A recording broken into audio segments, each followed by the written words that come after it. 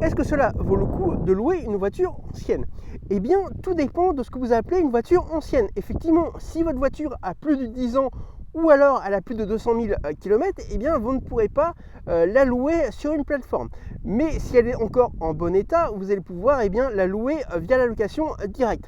Donc effectivement, une voiture ancienne, vous allez vous couper d'un des deux modes de location qui est possible avec la location de voitures entre particuliers.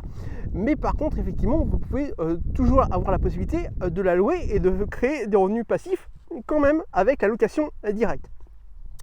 Dans cette vidéo, je vais également vous rappeler 3 choses dont vous avez besoin pour pouvoir louer votre voiture, que ce soit via une plateforme ou que ce soit via la location directe. Alors, la première chose, c'est que la voiture et la carte grise à votre nom. Effectivement, si la carte grise n'est pas, si la carte grise de la voiture n'est pas à votre nom, elle ne vous appartient pas et il va être illégal de la louer via les plateformes. D'ailleurs, vous ne pourrez pas.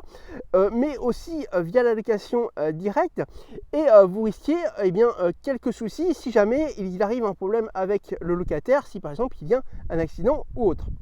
La deuxième chose, effectivement, également à bien vérifier, c'est que le contrôle technique est valide. Effectivement, je rappelle que un contrôle technique valide permet de vérifier aux forces de l'ordre, mais aussi aux locataires, que votre voiture est en bon état. Et je rappelle également qu'il est illégal de rouler avec un contrôle technique qui est non valide ou qui est périmé. Enfin, la troisième chose à voir, c'est qu'effectivement, il faut que votre voiture soit assurée.